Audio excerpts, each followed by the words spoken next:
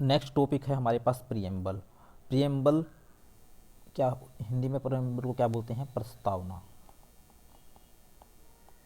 कोई भी बुक हम ओपन करते हैं तो उसमें सबसे पहले हमें प्रियम्बल लिखा दिखता है। ये किस पे बेस्ड है? Objective resolution led by Jawaharlal Nehru. Nehru ji ने ऑब्जेक्टिव रिजोल्यूशन लेके आए थे, उसी पे बेस्ड है प्रियम्बल। और 42nd अमेंडमेंट एक्ट ने प्रियम्बल के अंदर 3 वर्ड और डाल दिए, सोशलिस्ट, सेकुलर और इंटीग्रिटी। क्वेश्चन आ सकता है कि 42nd अमेंडमेंट एक्ट के द्वारा कौन से वर्ड डाले गए थे? तो सोशलिस्ट, सेकुलर और इंटीग्रिटी। इसके कंपोनेंट क्या है? प्रियम्बल क्या है? Source of authority of constitution. Declare India, ये क्या बोलता है कि भारत एक सोवरन स्टेट है, सोशलिस्ट है, सेकुलर है, डेमोक्रेटिक है, रिपब्लिकन कंट्री है। इसका उद्देश्य क्या है? इट्स स्पेसिफाई, ये इंश्योर करता है justice, liberty, equality, fraternity as the objective. Preamble को पढ़ के हम ये अनुमान लगा सकते हैं कि भारतीय संविधान क्या कहना चाहता है। कि भारतीय संविधान में ये कहा गया है कि इंडिया क्या है? एक सोशलिस्ट कंट्री है, सेकुलर कंट्री है, इंटीग्रिटी है, सोवरन है, रिपब्लिकन है, और ऑब्जेक्टिव जस्टिस, हर एक को जस्टिस मिल सके, सबको आज़ादी हो, बराबरी का अधिकार हो, भाईचारा बना रहे, इसके उद्देश्य है।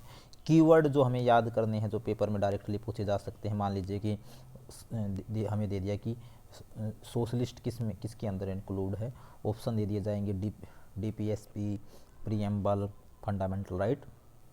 तो ये हमें याद करना है, sovereign, socialist, secular, democratic, Republic, justice, liberty, equality, fraternity और इंटीग्रिटी। और एक बात और जो इम्पोर्टेंट है, प्रियम्बल ना तो सोर्स ऑफ पावर है और ना ही इसको लागू करने के लिए इस पर कोई हम किसी को फोर्स कर सकते हैं। एक बार फिर देखिए, ना तो प्रियम्बल किसी सोर्स ऑफ पावर है और ना ही ये किसी हम पर या किसी भी गवर्नमेंट पर, सरकार पर ये प्रोहिबिशन लगाता है। और ये इट इज़ नॉट जस्टिसिएबल, इस कहने का मतलब ये है कि इसके वोल्यूशन पे हम कोर्ट नहीं जा सकते हैं। Preamble cannot be altered, preamble को चेंज नहीं किया जा सकता बाई एन अमेंडमेंट। आर्टिकल 368 के से प्रियम्बल को अमेंड नहीं किया जा सकता। उसके बाद आता है directive principle of state policy. ये भी डीपीएसपी फंडामेंटल राइट के साथ पूरी की पूरी फिलोसफी दिखा देते हैं कॉन्स्टिट्यूशन की, ठीक है। और ये एक प्रकार से क्या है, ये दोनों मिलकर क्या बना देते हैं? Soul of constitution.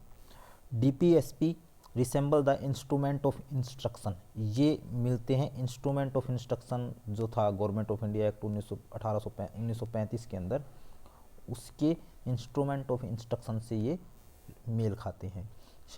इसका क्या उद्देश्य है कि स्टेट कोई भी कानून बनाए, कोई भी पॉलिसी बनाए तो इनको अपने ध्यान में रखे।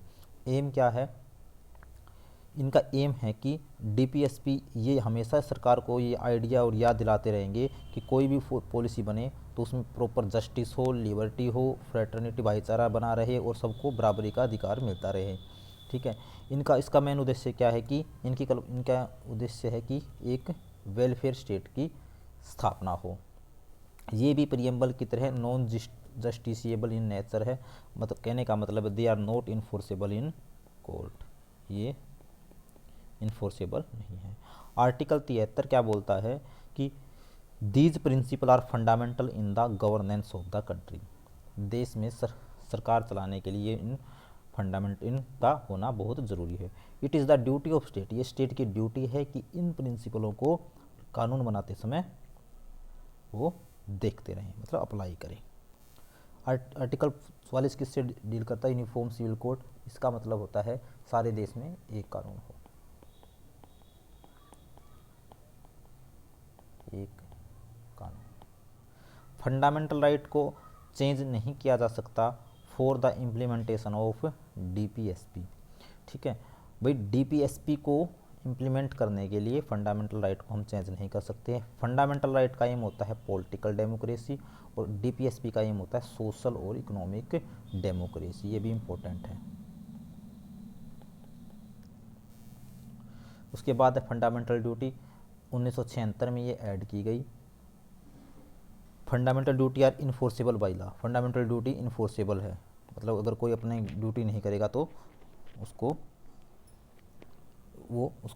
फोर्स किया जा सकता है। Representation of people act provide the disqualification of member of parliament, जो पार्लियामेंट के मेंबर होते हैं उसके डिस्क्वालिफिकेशन को कौन सा एक्ट डील करता है? Representation of people act.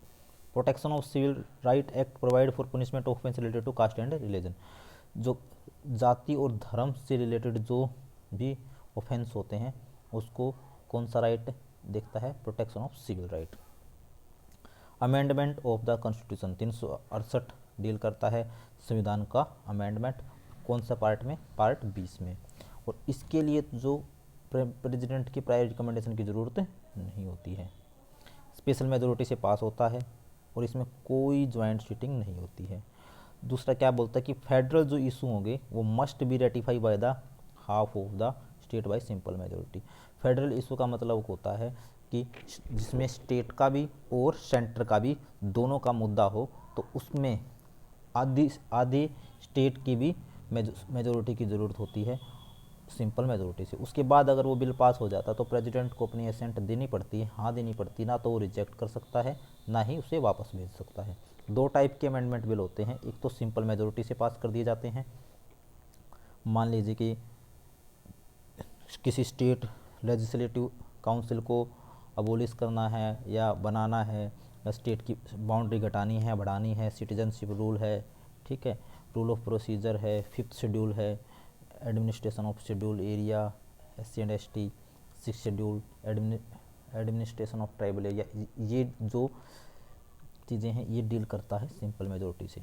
और स्पेशल मेजोरिटी में हाफ प्लस 2/3 प्रेजेंट वोटिंग, जैसे फंडामेंटल राइट को चेंज करना है, DPSP में कुछ संशोधन करना है तो उसको स्पेशल मेजोरिटी से हम चेंज कर सकते हैं।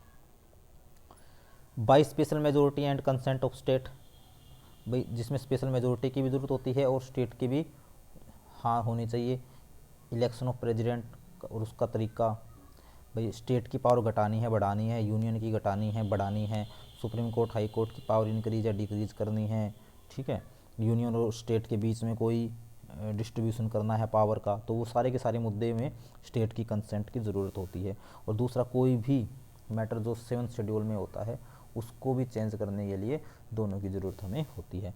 आर्टिकल 368 इटसेल्फ, आर्टिकल 368 के अंदर जो पावर है उसमें भी कोई चेंज करना है तो भी स्टेट की कंसेंट लेना ज़रूरी है। नेक्स्ट टॉपिक है हमारे पास फंडामेंटल राइट। फंडामेंटल राइट क्या है? पार्ट 3 में फंडामेंटल राइट का वर्णन किया गया है। आर्टिकल 12 क्या बोलता है कि डेफिनेशन ऑफ स्टेट, स्टेट की डेफिनेशन क्या होगी। 13 में लॉ इनकंसिस्टेंट विद और derogation of the fundamental right. 6 fundamental right हमारे पास होते हैं। पहले में आते हैं, फर्स्ट है राइट टू इक्वलिटी, समानता का अधिकार। आर्टिकल 14 से आर्टिकल 18 इसको डील करता है। आर्टिकल 14 कहता है इक्वलिटी बिफोर लॉ, सारे के सारे लॉ के आगे बराबर है। इसमें क्या समानता, समानता के अंदर 6 अधिकार होगी, इसमें पाँच अधिकार होगी।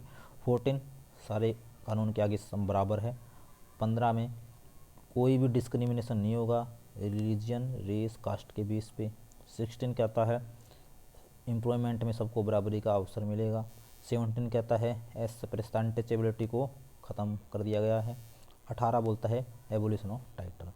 नंबर 2 पे आता है राइट टू फ्रीडम, इसके अंदर 3 आर्टिकल है 19 से 22। 19 कहता है कि बोलने की स्वतंत्रता है सभी को, ठीक है। 20 बोलता है अगर किसी ने कुछ अपराध कर दिया है तो उसको अपने पक्ष में लड़ने की स्वतंत्रता है। 21 बोलता है protection of life and personal liberty, आज़ादी से रहने की स्वतंत्रता। 22 प्रोटेक्शन अगेंस्ट अरेस्ट होगा तो उसके अंदर उसमें प्रोटेक्शन का अधिकार है और डिटेंशन का भी अधिकार है। 3 में है राइट अगेंस्ट एक्सप्लॉयटेशन, भाई शोषण के विरुद्ध अधिकार। 23 और 24 क्या कहते हैं, भाई शोषण के विरुद्ध अधिकार, भाई किसी भी मनुष्य की स्मगलिंग मतलब सॉरी ट्रैफिकिंग नहीं की जा सकती, मतलब उसको बेचा नहीं जा सकता, ठीक है, दूसरों को, और फोर्स्ड लेबर, किसी को मजबूर नहीं किया जा सकता काम करने के लिए। आर्टिकल 24 कहता है बच्चों का एम्प्लॉयमेंट पर रोक लगा दी फैक्ट्री के अंदर। उसके बाद है right to freedom of religion, सबको धार्मिक धर्म, अपना धर्म के प्रति स्वतंत्रता है। 25 से 28 आर्टिकल डील करता है। 25 क्या कहता है, सभी को अपने रिलीजन के प्रैक्टिस और पूजा पाठ जो भी करना है उसके लिए पूरा अधिकार है। 26 बोलता है भाई अपने जो भी मंदिर है, मस्जिद है, उसको मैनेज करने का अधिकार है। 27 क्या कहता है, freedom as to payment of tax for the promotion of any particular religion, भाई अपने रिलीजन को प्रमोट करने के लिए करने का अधिकार है। 28 कहता है freedom as to attendance at religious instruction और religious worship in certain educational institution, भाई जैसे कुछ स्पेशल इंस्टीट्यूट है, हिंदू के अलग है, मुस्लिम के अलग है, उनमें उनको अपने अनुसार उनको चलाने का उनके पास अधिकार है। बस 5वां है कल्चरल और एजुकेशनल राइट में क्या है, आर्टिकल 29 में जो माइनॉरिटी होती है उसको प्रोटेक्शन दिया गया है। और 30 के अंदर कि माइनॉरिटी को ये अधिकार है कि वो अपना एजुकेशनल इंस्टीट्यूट एस्टेब्लिश कर सकते हैं, उसका भागडोर अपने आप संभाल सकते हैं। 6 है राइट टू कॉन्स्टिट्यूशनल रेमेडी में आर्टिकल 32, अगर मान लीजिए आपके किसी भी अधिकार का उल्लंघन होता है तो आप सुप्रीम कोर्ट में जा सकते हैं। आर्टिकल 33 क्या बोलता है, पावर ऑफ पार्लियामेंट, पार्लियामेंट की पावर है to modify the right conferred by this part in their application of force. Parliament के पास ये पावर है कि अगर मान लीजिए किसी ठीक है, पार्लियामेंट के पास क्या पावर है, इन अधिकारों को मॉडिफाई कर सकती है। ठीक है। आर्टिकल 34 है restriction on right conferred by this part while martial law is in the force in any area, भी इन अधिकारों पर रोक लगाई जा सकती है पार्लियामेंट के द्वारा अगर देश में मार्शल लॉ लागू हो जाए तो। 35 क्या कहता है, legislation to give effect to the provision of this part, ठीक है भाई इन्हें लागू करने के लिए लेजिस्लेशन बनाना इस आर्टिकल के अंदर होता है। आगे है saving of certain law, article 31 ये कहता है saving of law providing for acquisition of state, saving of law providing for acquisition of state ETC। 31वीं सेविंग ऑफ सर्टेन लॉ, 32 क्या बोलता है, validation of certain act and regulation. 31 कहता है saving of law giving effect to certain directive principal.